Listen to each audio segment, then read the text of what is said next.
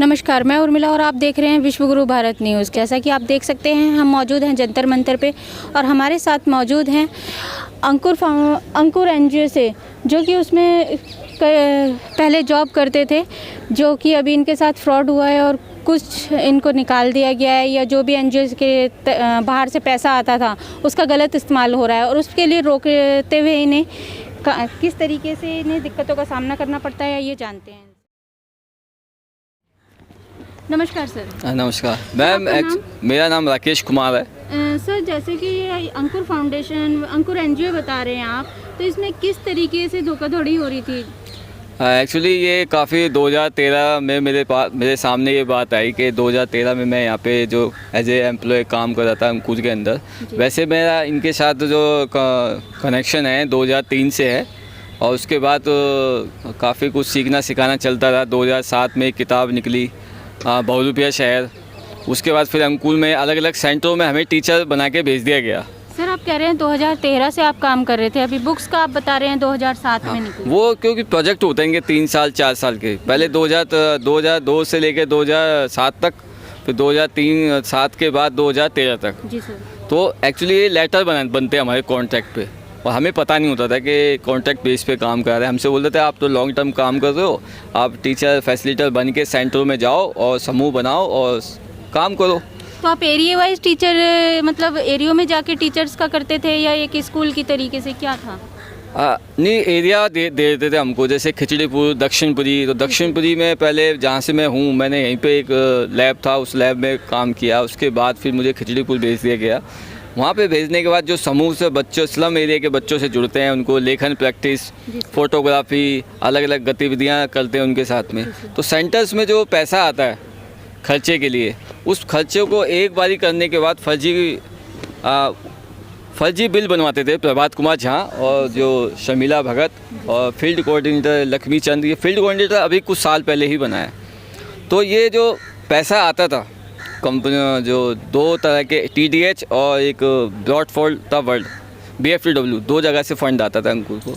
जब हम बस्तियों में बच्चों के साथ जुड़ रहे हैं, उनको एक्टिविटी करा रहे हैं, उनको सीखना कर रहे हैं, कुछ प्रोजेक्ट कर रहे हैं, तो उसको एक बार हम करते थे तो ये कहते 2 बार और करो, 3 बार और करो, ताकि वो खर्चा दिखा सके और फिर उसके बिल बना के ये अपनी NGO में लगा देते थे। और उसका जो पैसा वीक में 2-3 बार या मंथ में 2-3 बार? नहीं, मंथ में 2-3 बार। हाँ, जबकि हमें वीक में एक वीक में एक प्रैक्टिस कर ली, 4 मंथ में 4 होती थी। तो हमें सपोर्ट ग्रुप के हिसाब से होता था, क्या हिसाब था इसका?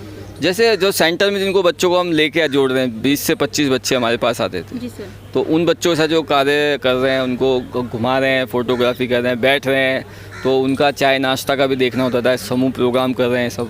तो उसमें बोलते थे एक ही बार ही करो, जबकि 3-3, 4-4 बार करना होता। तो एक बार 4 बार करवा, फर्जी बिल बनता था, एक बार का ओरिजिनल बिल। तो जो बिल बनता था, सारा नकली बिल बनता था, वो अकाउंट में इनके जाता था। सर, जैसे आप कह रहे हैं कि बिल बनता था, बिल मतलब जो भी इनका मेंटेनेंस, बुक्स वगैरह का होता था, खाने का, जो जैसे मीटिंग्स कर रहे हैं आप, उसमें खाने का हो गया, या जिनको आप बुला रहे हैं उनके ट्रैवल्स का हो गया, किस तरीके से स्टेशनरी होगी, ये डेकोरेशन का जो फोटो वगैरह निकलवाते हैं, बैनर निकलवाते हैं। और कुछ लोगों को बुलाया, मान लीजिए हमने एक एक्टिविटी करी तो 10 लोगों को बुलाया, तो उनका जो चाय नाश्ता का जो होता था, उसमें ये कहते कि नहीं, 4 बार ही बुला के उनका बिल बना के हमको दो। तो हम मना करते थे, हमें मना करते, बोलते तुम कौन होते हो। इसी बात पे उनसे मतभेद हो गया। फिर उन्होंने टीचरों के साथ ही बोला कि मैंने दलित लोगों को नौकरी पे रखा है, अंकुर में दलित लोगों को रखा है।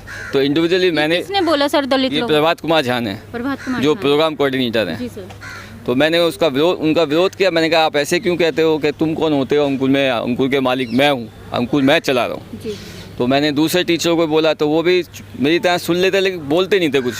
मैंने कहा ये तो गलत हो रहा है। हम नहीं उठाते थे अपने। हाँ जी, हम स्लम एरिया से आए हैं, चाहे हम गरीब टीचर हैं, स्लम एरिया से खुद बने हैं, लेकिन जो पैसा आ रहा है वो तो बाहर से आ रहा है, फंडर दे रहे हैं और उस पैसे को ये अपने लिए यूज़ करते हैं। डायरेक्ट एक एक्टिविटी करी हमने, मतलब तो किसी प्रोग्राम छत पे जाके बच्चों को बुला के थोड़ा सेमिनार किया या कोई सुनाया, तो उसका ये कहते हैं 4 बार ही किया है। विजिटरों को दिखाते थे फंडों कि 4 बार ही किया हमने, यहाँ खर्च किया हमने, सेंटर्स में स्टेशनरी लेके आए, सामान लेके आए, फर्नीचर लेके आए हैं, कारपेट लेके आए हैं। तो सब झूठ बोलते थे, एक बार ही होता था। उसके बाद बिल बनवा रहे, और मेरे से और भी टीचर बनाते हैं बिल। अभी भी कोई प्रोग्राम होता है कम्युनिटी में, अगर मान लीजिए एक बैनर बनता है 250 रुपये का, तो जो उसका फील्ड कोऑर्डिनेटर है वो 600 रुपये का बिल बना रहा है, और वो बिल जाके फिर अंकुर में पहुँचते होते 1200 का हो जाता है वहाँ पे। मतलब हर पोस्ट पे खाया जा रहा है जी जी। और किताबों के नाम पे कि बच्चों से हम कहानियाँ लिखवाते हैं, जो हमने सीखा, मैंने भी सीखा, मैंने भी राइटर रहा हूँ एनजीओ में, तो जो किताब बुक्स और कंटेंट हम इनको देते थे लिख के, उसको ये अपने अंडर ले लेते थे कि ये हमने लिखवाया है, हमने इसमें जो मेहनत करी लिखने में, जो उसमें पैसा खर्च हुआ है, और बच्चों को वो पैसा मिलता नहीं था, जैसे इंटेंसिव मिलता है या स्कॉलरशिप के रूप में देते हैं, तो ये क्या किसी 5 बच्चों की जगह 1 को देंगे, 4 का नाम चल रहा है, उनको उनके पेरेंट्स को पता ही नहीं है कि हमारे बच्चों का आ रहा है। सफाई सेंटरों की सफाई पे जो खर्चा आता है, टीचर लोग क्या करते हैं उसका भी फर्जी बिल बना के लगा देते हैं, तो ये धोखा धड़ाका हो रहा है। और हमको जो भेदभाव है हमारे साथ, जो हम दलित कह के हमको भेदभाव किया है और शोषण कर रहे हैं, ये काफ़ी टाइम से हो रहा है। मैं चाहता हूँ कि ये बंद हो, कि नहीं तो इनको फंड ही ना मिले।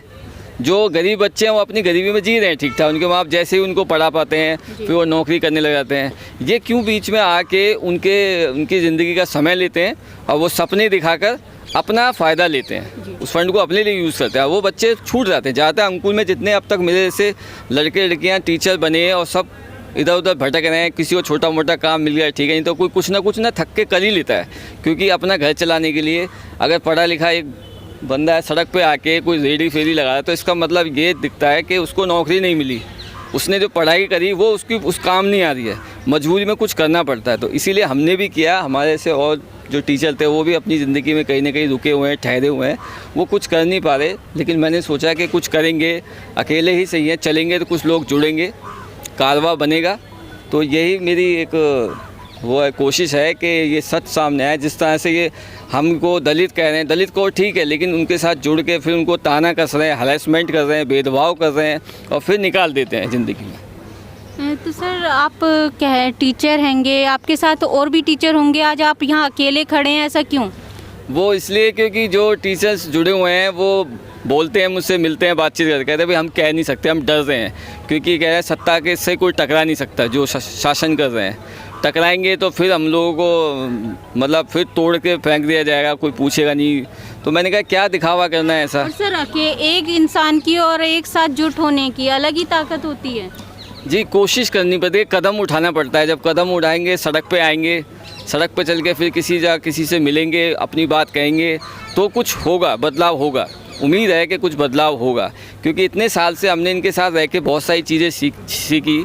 हमारे दिग्गज जो टीचर्स हमको ट्रेन किया, हमको सिखाया है कि अपने अंदर एक कोशिश लेके चलो, अपने अंदर एक तलाश लेके चलो, सीखो, आगे कुछ करो शहर में। तो वही चीज़ हमने वो सीख तो ली, लेकिन इनको अब वही भारी पड़ रही है कि जब हम इनको बोलना सिखा दिया, लिखना सिखा दिया, तो हम पे पलटवार ना करें। तो जब हमसे सवाल करते थे, हमसे बोलते हमसे सवाल मत करो, अंकुर को मैं चला रहा हूँ। तो ये शर्मिला भगत, प्रोग्राम कोऑर्डिनेटर प्रभात कुमार झा और लक्ष्मी चंद, ये लोगों की साठगांठ होती है कि स्लम बस्तियों में जो बच्चे राइटर हैं उनको कैसे मनगढ़ंत कहानियाँ, वैसे वो लिखते हैं एक्चुअल में, उनके अनुभव वैसे ही लाते हैं, ये अपनी तरीके से मनगढ़ंत करते हैं ताकि एक किताब बने, आकार बने, ऊपर विजिटरों को, फंडों को पसंद आए और पैसा आए।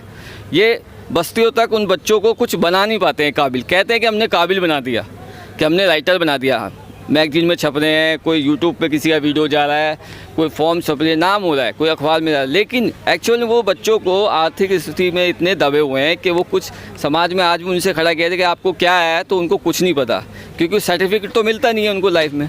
हम किसी इंस्टीट्यूट में जाते हैं, 6 महीने प्रैक्टिस करने के बाद कंप्यूटर सीखने के बाद सर्टिफिकेट मिल जाता है, फिर किसी महकमे में नौकरी मिल जाएगी। लेकिन अंकुर में आने के बाद इतने सारे लड़के लड़की युवा होके निकल गए, किसी को अपने कौशल और अपने टैलेंट के बेस पे कहीं नौकरी नहीं मिली हुई है, वो तोड़ मोड़ के कुछ टैलेंट था उनका वहीं दब के रह गया, वहीं दब गया। जाके देखो, मैं खुद एक राइटर हूँ, मैं पेंटिंग कर लेता हूँ, वीडियो एडिटिंग कर लेता हूँ, यूट्यूब बहुत सारी चीज़ें कर लेता हूँ, लेकिन मैं सिर्फ क्या कर रहा हूँ, सिर्फ अब एक काम करने के लिए मजबूर हूँ कि कैसे अपना खर्चा चलाऊँ, चाहे मुझे किसी स्टाफ में काम करना पड़े, किसी का प्रिंटिंग का काम करना पड़े, नए प्लेस में धक्के खाता हूँ मैं, इतना कुछ करने वाली, ये सारा डिज़ाइनिंग वगैरह सब मैंने ही बैठ के करवाएं, सारा कुछ डेकोरेशन। तो और भी मेरे जैसे साथी हैं, वो राइटर हैं, प्रैक्टिशनर हैं, वो भी इसी बस्तियों से हैं, दक्षिणपुरी, ये आपका खिचड़ीपुर हो गया, नन नगरी होगी, सावदा गेवरा कॉलोनी जो जिसका पुनर्वास हुआ था नागल कैंट से जो बस्ती नहीं थी, तो आज वो कहीं ना कहीं सोचते हैं कि हमने जो सीखा, जो टैलेंट किया, ये अंकुर में ये शर्मिला भगत, प्रभात कुमार झा, ये जो मेन बंदे, ये उस तरह से उनको ना तो सैलरी देते, ना उनको उस तरह की उनको पद देते, सिर्फ अपमान की ज़िंदगी वो जी रहे हैं।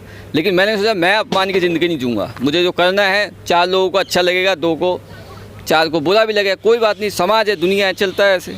तो सर जिस तरीके से आप बता रहे हैं बच्चों के एजुकेशन में, तो उसमें कौन सी कैटेगरी के बच्चे मतलब ये पहले तो इनके छोटे बच्चे थे 5वीं तक क्लास के, तो अब मुझे जो काम मिला था 6ठी से लेके 10वीं तक के 15-16 साल के युवा युवतियों के साथ मैं काम करता था। उनके साथ जाके सेंटर्स में बैठना, उनके अनुभव सुनना, फिर उनको सुन के लिखवाना, राइटिंग प्रैक्टिस। तो वो 3 से 6 महीने में एक बच्चा या एक लड़की एक राइटिंग प्रैक्टिस सीख जाती है कि अपने अनुभव को कैसे सुनाए। नहीं तो पहली बार मैंने देखा लड़का और कोई भी लड़की इस तरह मेरे से अपनी बात कह नहीं पाते हैं। उनसे बोलेंगे हम कि आपने आज क्या देखा, क्या सुना, तो वो कर नहीं पाते। लेकिन जैसे हम लोगों को ट्रेनिंग, उनके साथ बैठते हैं ट्रेनिंग करने, तो वो धीरे धीरे उनके अंदर वो अपनी बात कहना, अपनी कहानी लिखने का एक फ्रेम बन जाता है। और वो वही चीज़ को किताब बनने के बाद 6 महीने 1 साल के बाद हम जो फंडर चाहते हैं कि ये बच्चे अपनी ज़िंदगी में कुछ कर पाएँ, अपने सवाल रख पाएँ, अपनी चुनौतियाँ रख पाएँ। जब वो करने लग जाते हैं तो वो किताब में आकार बन जाता है और उसको देख के फंडर पैसा देते हैं कि भाई समाज सेवा हो रही है, गरीब बच्चे पढ़ रहे हैं, जो बेचारे लेखक बनना बहुत दूर की बात है, कहीं आसपास भटक भी नहीं सकते ऐसी चीज़ों के।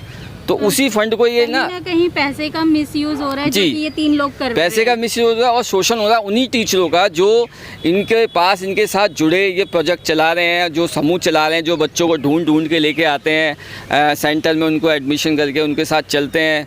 जैसे स्कूल में टीचर पढ़ाने आता है, एक बच्चे की तरह, दोस्त की तरह, भाई की तरह उसको ट्रेन करता है एक गुरु, तो उनके साथ लास्ट में फिर उनका शोषण करता है, अपमानित करते हैं, उनको निकाल देते हैं। फिर तो सर क्या कहना चाहते हैं आप सरकार से और किससे? मेरी सरकार से ये गुजारिश है कि इस तरह जो NGO को जो विदेशी फंड आ रहा है, या तो इनकी जांच पड़ताल हो और सही तरीके से, सही मायने में स्लम एरियो में बस NGO काम कर रही हैं, उन बच्चों को ज़रूरतों और उनकी आर्थिक स्थिति को सही कर रही हो जो NGO, वो ठीक है। जो नहीं कर रही, छानबीन करें उनकी और उन पर मतलब एक्शन ले, एक्शन ले, इनसे पूछताछ हो।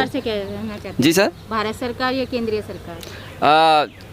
ज़्यादा तो मुझे पता नहीं, जहाँ तक पता है कि NGO को जो फंड रिलीज़ करती हैं वो होम मिनिस्ट्री से होता है, तो वही केंद्र सरकार और जो दिल्ली गवर्नमेंट है, और केंद्र सरकार अलग है, दिल्ली गवर्नमेंट, राज्य सरकार तो दिल्ली सरकार, दोनों से मेरी गुजारिश है कि आप प्लीज़, कुछ तो जानते भी हैं अंकुर NGO को। जहाँ तक दिल्ली की सरकार जो है, आम आदमी पार्टी के जो हमारे अरविंद केजरीवाल जी, वो जानते हैं अंकुर को बाखूबी, इनका स्किल जानते हैं और क्या इनका प्रोपेजेंडा है, लेकिन उनको पता नहीं है कि ये अब क्या बदल गया। एक लाइन में क्या संदेश देंगे सर? मैं ये संदेश दूंगा कि अंकुर में जो अब जो शोषण हो रहा है, बच्चों का इस्तेमाल हो रहा है, ये बंद हो और मेरे ऐसे टीचर को या तो दोबारा नौकरी दो या फिर इनको हटा के कोई और अंकुर को टेक ओवर करे।